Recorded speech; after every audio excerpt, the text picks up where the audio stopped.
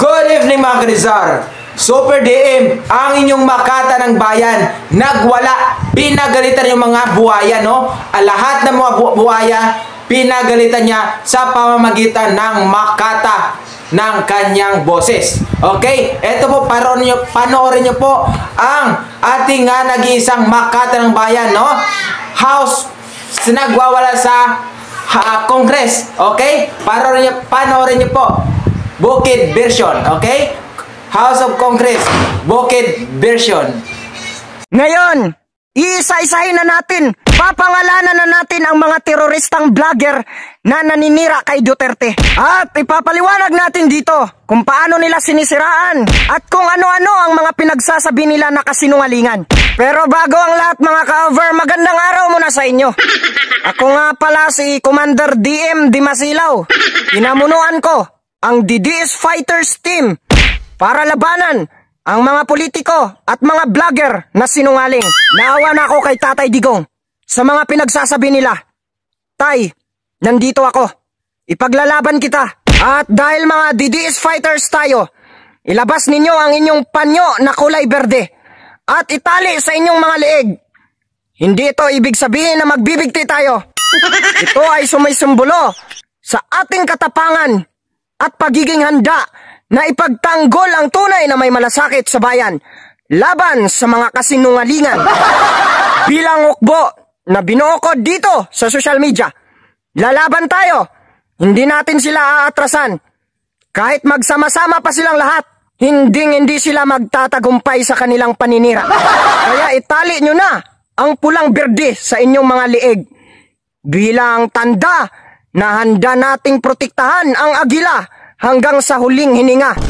Papatunayan natin na kahit bahag ang ating mga buntot, lalaban tayo kahit magkautot-otot. At pasensya na pala dito kasi nawala yung panyo ko na kulay berde. Kaya yung tinali ko sa liig ko ay panty muna na berde. Shoutout pala sa mga marunong magprinta dyan. Mag-sponsor kayo sa akin ng panyo na kulay berde at lagyan nyo ng DDS Fighters at ilagay nyo dito ang agila. So bago tayo magsisimula, gusto ko lang sabihin sa inyo mga ka-over na basta mga Duterte supporters, mga gwapo. Basta mga Duterte bashers, mga pangit. Mga ka-over, may bago palang Makata ang kakambal ko na si Super DM. Sa mga hindi pa nakapanood, punta lang kayo sa YouTube ni Super DM. Naawa lang ako sa kambal ko mga ka-over kasi puro mga bashers ang nagko-comment sa kanya. Naisip ko tuloy puro mga adik ang subscribers niya, kaya galit sa Makata. Kaya pumunta kayo doon sa YouTube channel niya mga ka-over, mag-subscribe kayo para mabigyan natin siya ng reinforcement. At syempre mag-subscribe din kayo sa aking YouTube channel mga ka-over, Pambansang Makabayan. Kung merong pambansang Marites, meron ding pambansang Makabayan. No? Marami tayong bayani, pero iisa lang ang ating pambansang bayani. Marami tayo na makabayan, pero isa lang ang ating pambansang makabayan. At syempre mga ka-over, huwag nyo kalimutan mag-select all the notification bell para updated kayo sa lahat ng aking mga video. Kahit hindi trending mapapanood ninyo, no? Marami kasi nagko-comment sa akin, sabi nila, "Oy makabayan, bakit ang tagal mong nawala?" Hindi po ako nawala. Nag-upload ako ng video, hindi nyo lang pinapanood. Kaya mag-like kayo at mag-comment para palaging ma-recommend ang ating video sa maraming viewers. So, simulan na natin itong mga cover kasi sobrang haba na ng intro natin. Pero hindi naman siguro kayo nabuboring, no? Ganyan talaga kapag gwapo ang vlogger. Anak sa Ering Naway Lubot. Ang terorista mga cover ay hindi lamang yung mga gumagamit ng dahas. Ang tunay na kahulugan ng terorista ay yung mga taong dayuhan sa sariling bansa. Yung mga Pilipino na walang pagmamahal at pagmamalasakit sa sariling bayan. Kaya ngayon, isa-isahin ko sa inyo kung sino yung mga teroristang vlogger. Bilang commander ng DDS Fighters, idineklara ko na mga terorista ang taong ito. Vlogger Mima Alicia, Vlogger Derek Freddy Valera, Vlogger Streetwise. Street daw kuno pero hindi matuwid ang mga pinagsasabi. At marami pang iba. Paki-report na lang sa akin ang pangalan ng mga hindi pa na-identify. Sa lahat ng nabanggit, nasaan ang malasakit ninyo sa bayan? Kalma lang tayo guys, patawa-tawa lang tayo kasi yung content nila nakakahiblad. Kapag sineryoso natin, baka mamatay pa tayon maaga. Yawa man mo eh. Grabe ang inyong content ba, makahiblad kaayo. Basig mamatay, hinuon mig sayo tungod anang inyong content ba? Paano ko nasabi na walang malasakit sa bayan ang mga taong ito? Kasi kinontra nila ang tunay na may malasakit sa bayan. Tapos kumampi ba naman kay Trillanes? Yan si Mima Alicia guys, pakisabi nga sa kanya kung may asawa na siya. Dahil kung wala, aasawahin ko na lang siya para tatahimik na siya. Yan kasing babae na yan, pinahiya ako sa dati niyang content. Sinabihan ba naman ako na bakla? Nagribat din ako, sabi ko, aanakan kita ma'am. O bahala na kung may asawa siya, hindi ko na yun kasalanan, siya yung nanguna eh. Sabi ni Mima Alicia mga ka-over, naawa daw siya kay Trillanes kasi pinagbintangan na daw kuno na siya yung nagbinta sa isla ng Pilipinas. Tapos kinasuhan pa daw. Pero hindi naman daw totoo kasi nabasura ang kaso. Hoy, kahit sabihin natin na binasura ang kaso kasi kulang sa ebidensya, hindi napatunayan. Sa panahon pa rin nila na wala ang isla ng Pilipinas kaya wag nyo ipagbintang kay Tatay Digong. Eto, panoorin ninyo. Ito yung hindi nabalita sa mainstream media.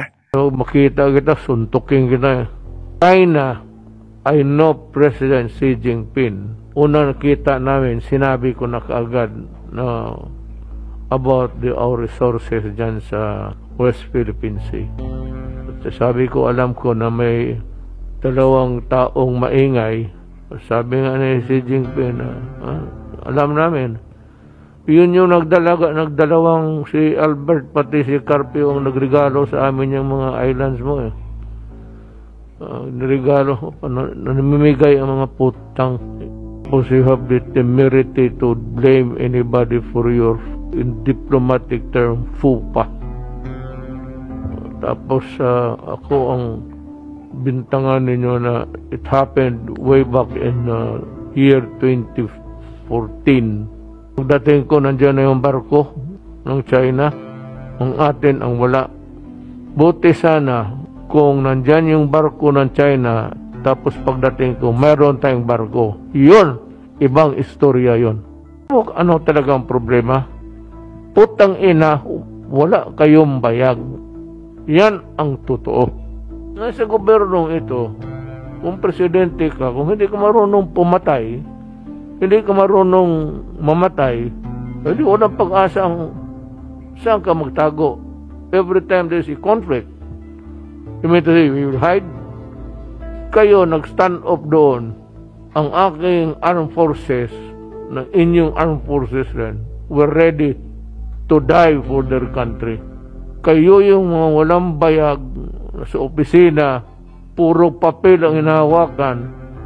Ngayon pagdating ko, nandyan na yung barko, ang mga ulol, yung dalawa.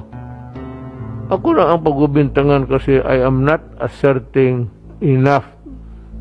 Puro matay abogado siguro, what would be the best evidence really to fight for and die for?